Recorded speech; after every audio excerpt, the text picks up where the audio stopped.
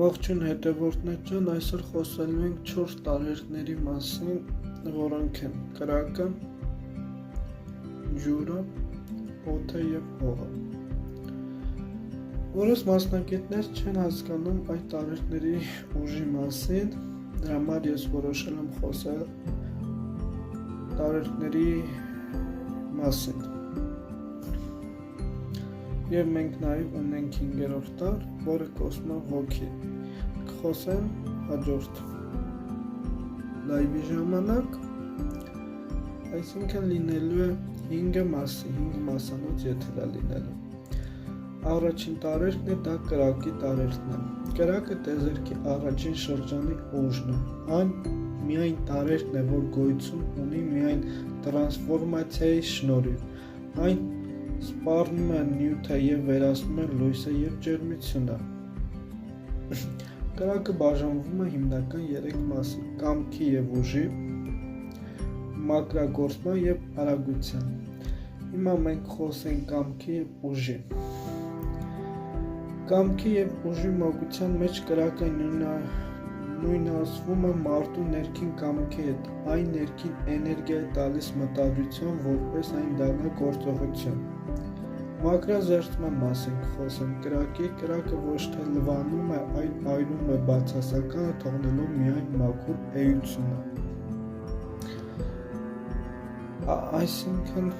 կրակը ամեն ինչ կտա կայրի, մոխիր սարքի, բացասականից ոչ մի բան չի կարող մնալ կրակի շնորհիվ դա, եթե իհարկե մենք օգտագործենք ճիշտ ձևով կրակի էներգիան, եթե սխալ ձևով օգտագործենք, մենք ամեն ինչ կավիրենք մեր շրջապատում, ամենքիս կյանքը և այլն։ Սա իսկ արագությունը, սա ամենամեծ տարերկն է, որ օգտագործում են իրավիճակները կտրուկ փոխելու համար։ Միանշանակ համաձայն կլինեմ ես, սա ամենաուժեղ տարերկն է, որ մաքրումների ժամանակ կարող է կրակի տարերկը բացասական էներգիան չզուգացնել զրոյական։ Նաև կխոսեմ կրակի տարերկի քարերի և հորոսկոպների նշանները, որոնք են գտնվում, և տարոկարտերը, որոնք են կրակի տարերկին պատկանում։ Հիմա կխոսեմ նաև կրակի տարերկի քարերի մասին։ Կրակի տարերկի քարերը կրում են արևային և հրաբխային էներգիա, դրանք սովորաբար ունենում են տաք գույներ՝ կարմիր, նարնջագույն և ոսկեգույն գույներ։ Դրանցից մի քանիսը ես ներկա պահին կասեմ։ Նռնակար, կենսական ուժ և կրքի քար, այն ակտիվացնում է ներքին կրակը և պաշտպանում է էներգետիկ հարձակումներից։ Սարդիոն, ստեղծագործական կայծի քար, այն հիանալի է ինքնավստահության ներշնչելու համար, համաձուլվում է և ինքնավստահության ներշնչելու համար։ Ցիտրին, արևային լույսի քարը, այն կլանում է բացասականը և բերում է հաջողություն և լավատեսություն։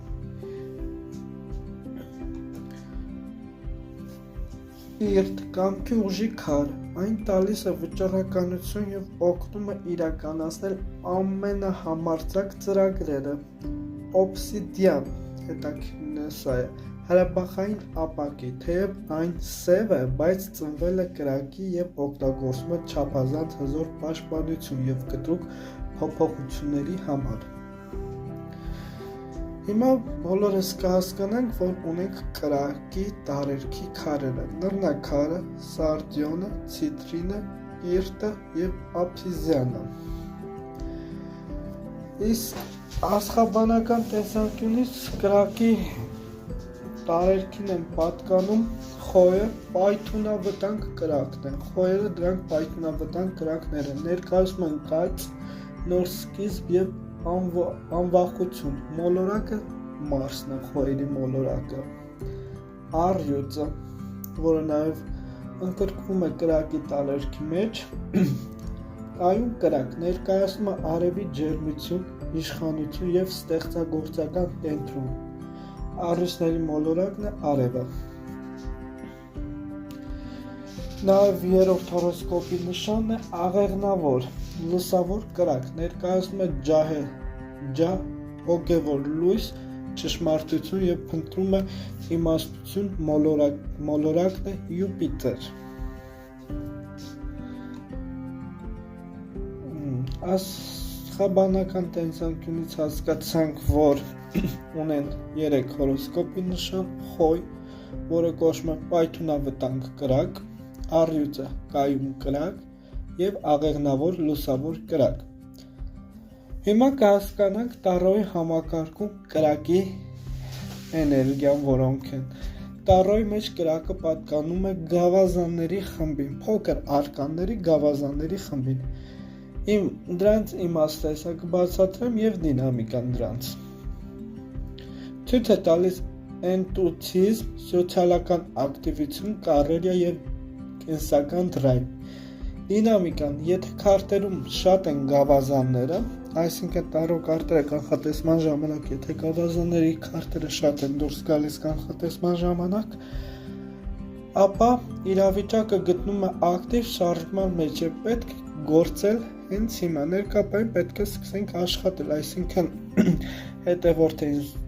եթե դիմել է կանխատեսման ժամանակ ինչ-ինչ հարցերով,